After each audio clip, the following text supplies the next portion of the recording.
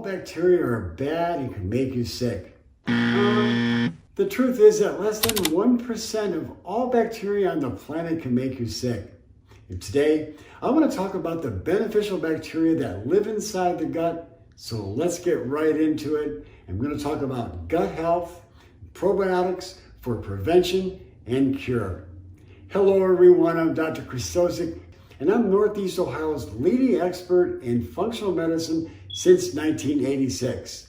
And today, I'm continuing my series on gut health and putting a spotlight on probiotics, nature's most potent cure for digestive illnesses and for a long list of other healthcare problems. Now, in just a minute, I'm going to tell you about a recently discovered probiotic that holds great promise for anyone trying to lose weight. So stick around for this little goodie. Speaking of goodies, probiotics like Lactobacilli and Bifidobacterium found in foods and dietary supplements are essential for good health. They can relieve bloating and gas, diarrhea or constipation.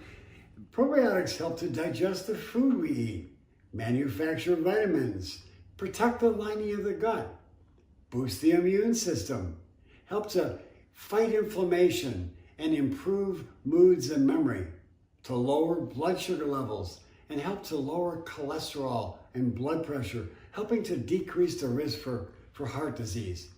Well, who in the world would ever thunk of that? They also help to prevent things like cancer. On the other hand, bad bacteria, when there's an overgrowth of it, it can cause the exact opposite of the things that the good bacteria can prevent. When the bad bacteria get a foothold inside of our gut, they can cause a lot of trouble. Even one course of antibiotics can increase the overgrowth of bad bacteria, and it can last for a lifetime and never be corrected, possibly. Increasing sugars and refined carbohydrates can cause an overgrowth of bad bacteria. Stress and toxins, all of these things will upset the balance of the bacteria in the gut, a condition we call dysbiosis. When that occurs, then you have bloating and gas and cramping and diarrhea and constipation and things like irritable bowel syndrome. All these things, including yeast infections and the toxins that come from the bad bacteria and all the stress, can cause what we call leaky gut syndrome. When that occurs, you could have inflammatory bowel conditions and autoimmune diseases and a whole plethora of other illnesses.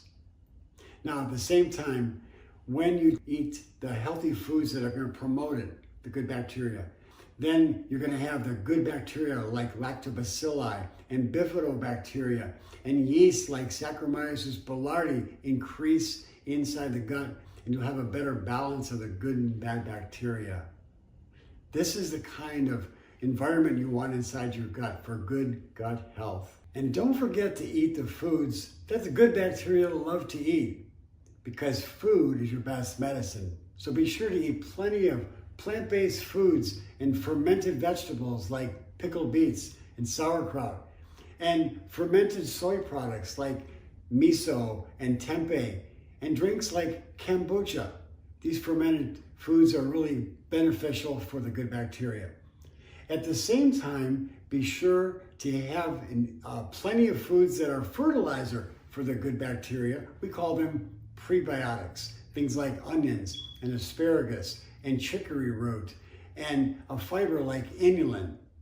Now, I mentioned earlier that I was going to tell you about a promising bacteria, a probiotic that is very, very good and has a lot of promise for people who are looking to lose weight. It's called Akkermansia muciniphila. Just remember AKM. Now, researchers recently have found that this bacteria is in high concentration in thin individuals, but at the same time, overweight people have little to no of this good bacteria AKM. So be sure that you really eat the foods that are going to promote that. And so I believe that if you come back tomorrow, you're going to be surprised. I'm going to tell you all the foods that you should eat to promote the healthy bacteria including AKM. So you don't want to miss that. Now, if you've heard of AKM, I encourage you to leave a comment below. And by the way, subscribe to this channel if you like this video and you want to hear more videos like it. So tomorrow, I'm going to share with you about what to feed the good bacteria. So you don't want to miss that. Until then, I'm Dr. James Krystosik, and here's to your health.